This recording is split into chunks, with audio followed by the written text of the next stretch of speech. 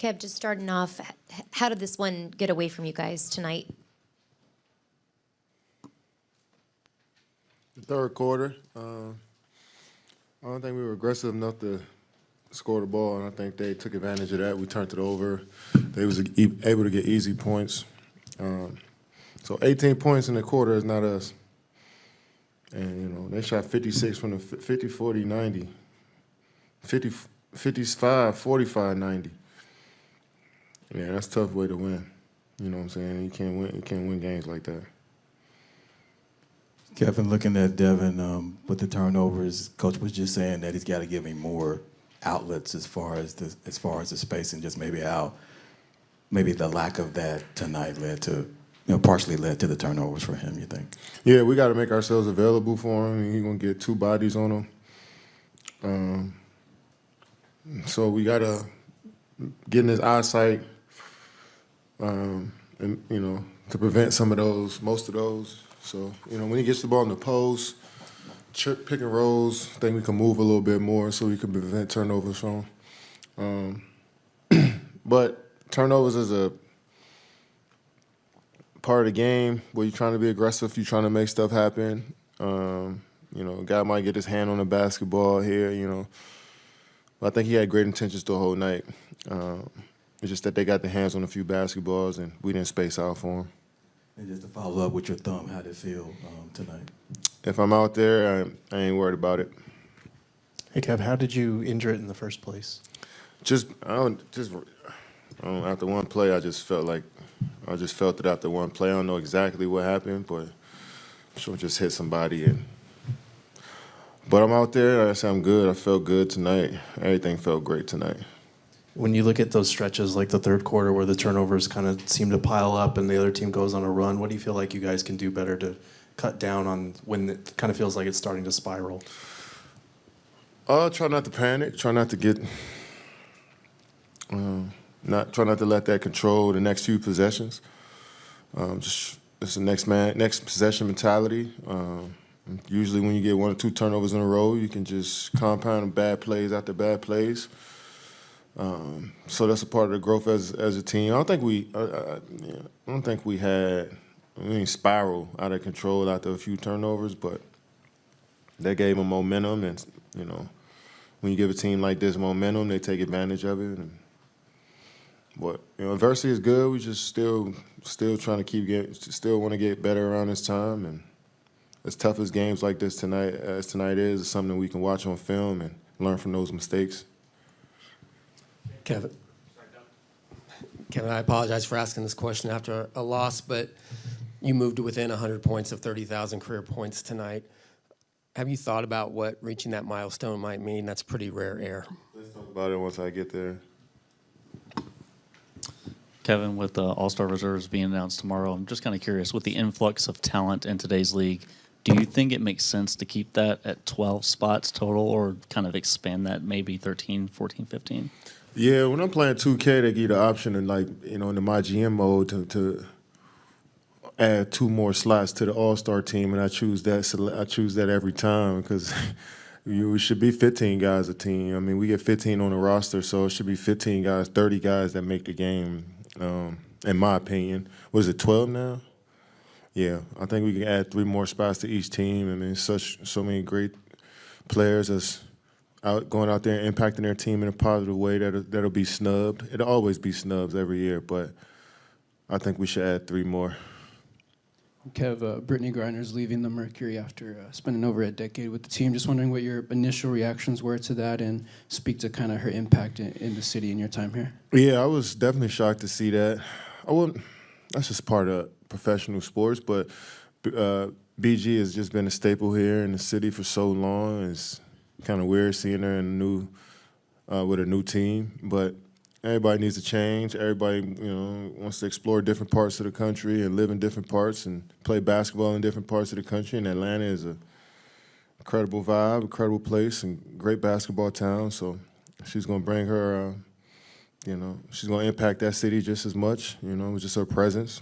And love getting to play in the same city as her for the last couple of years. Has been a good friend of mine for a while. Another question about the All-Star game, Kevin. Would it be befitting for you to get an MVP award? No, I'm not worried about no MVP. I never worry about MVPs when I'm playing basketball, man. If it happened, it happened, man. So don't put that pressure on me to ask you to go out there and try to win an MVP, bro. If it happened, it does. If it doesn't, man, don't take away from don't diminish my legacy. It's just for the If fact I that, don't go Golden get the- State, we former teams. on Yeah, that all them floor. storylines. I don't play basketball for them storylines, man. Like, if it happens, it happens, man. But don't hold me to that standard, man, of going to go get the MVP in the All-Star game. That is not my concern. KD, do you think the trade deadline has been a distraction to you guys at all? I mean, you've got two guys who are kind of in the middle of it. No, I don't think so. We grown men. Most of these guys been in the league 8+ years, 9+ years. They understand the business, man. There's nothing new. It's about doing your job and controlling what you can control every single day. Until your name is called or it's not called, you still got to do your job, even if it's here or in another jersey. That's just a part of the business we in. I think everybody understand that. I want everybody on this team. I want everybody to feel comfortable with their role and their future and their contract, all of that stuff. I would love that for each one of my teammates.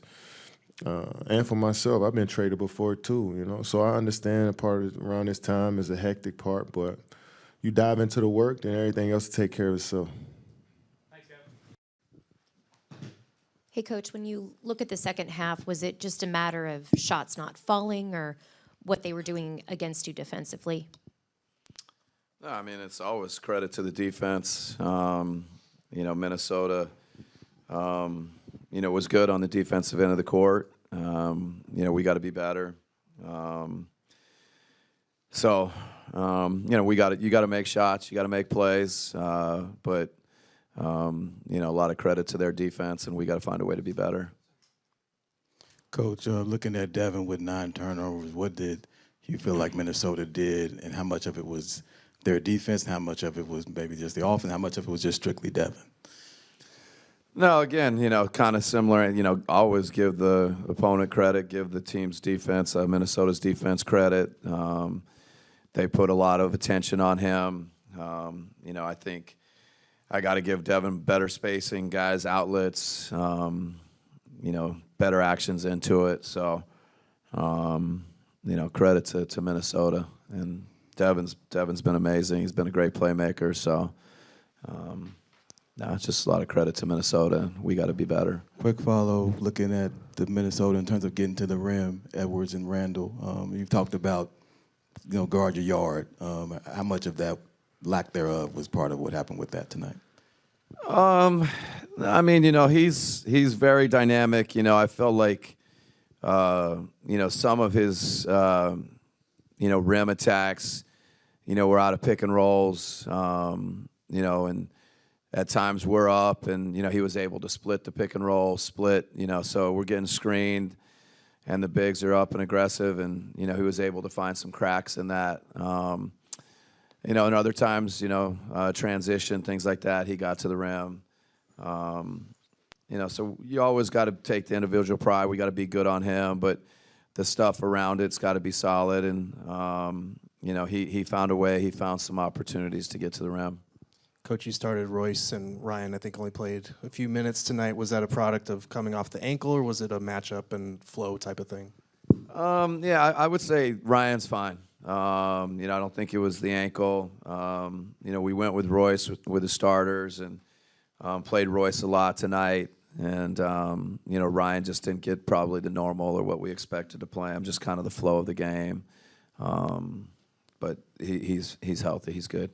When you look at that third quarter and those stretches where it feels like the turnovers kind of stack up and the other team goes on a run, what do you feel like you guys need to do better to keep those from kind of spiraling? Yeah, I think, within the questions, the turnovers is something that, it sometimes just leads to easy baskets for them too. So it's, not only do we not get the shot on goal, at times, the live ball turnovers are leading to easy baskets. So, we got to look at it. We got to find a way to be better, try and avoid those stretches. Coach, you guys have Kevin Durant closing in 30,000 points. He got under 100, closer to it tonight, and Devin got closer to Walter, under 100 tonight. What does it mean to have two of those guys in your career, great players, now on your squad? Yeah, I mean, incredibly fortunate, to see them up close, to work with them every day, to know the milestones that they're reaching, kind of, Kevin individually at 30,000 and, Devin for the organization and for himself individually to become the all-time leading scorer. It's just, two of the greats in our league, and, their numbers, I guess, speak for themselves. I'm going to have to find out how close they are, but it's impressive. Coach, with Nikhil breaking loose there for a few threes in the second half, was that more of a product of missed rotations on the backside or just, Ant getting downhill? No, the one that probably hurts is he banks one in, and then all of a sudden, it feels like the basket was big for him. Edwards commands a lot of attention, and then Gobert roll into the basket. So, I wouldn't say mistakes necessarily. It's just, Edwards commands a lot of attention, and you got to make rotations. You got to be in two places at once, and sometimes guys are going to get some shots. So, credit to them. We got to find a way to be better. Coach, All-Star reserves are announced tomorrow. Do you have a final case for Book to make it and join Kev in San Francisco in 2 weeks? 3 weeks? Yeah, I mean, Book's, one of the great two guards in our league right now. What he's done, this season as a scorer, as a playmaker, as a leader, it's just, he's clearly in our minds an all-star.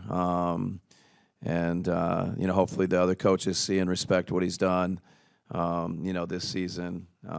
It's never easy, but that guy's, he's one of the best players in our league, so I don't see how he's not an all-star.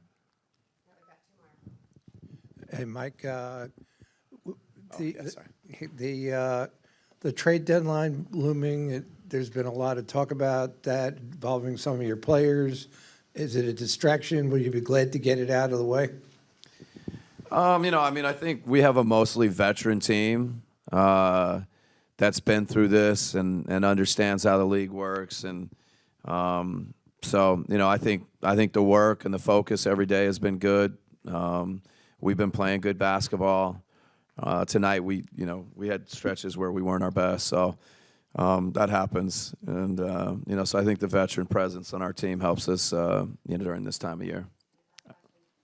Coach, back here. I believe it was 30 points in the paint for you guys in the first half. I know you've been asked a variety of different questions about the difference between the two, and we obviously saw firsthand how this Minnesota defense can trip this team up in the playoffs last year. But in particular with the blitzing and hedging defenses out on the perimeter, what do you feel like is the main ingredient that needs to flip in order for you guys to be able to handle those situations better? Yeah, I would say we maybe got to find ways to make it harder to blitz and harder to hedge. I think, if we maybe have multiple actions and the ball is moving and, guys are touching, I think that can make it harder to blitz and hedge. And then we got to have great spacing. We have great outlets, around the blitzes and the hedges. And we got to play through the bigs, and we got to be able to play through, the straight ahead or the kickback pass. All right, thank you.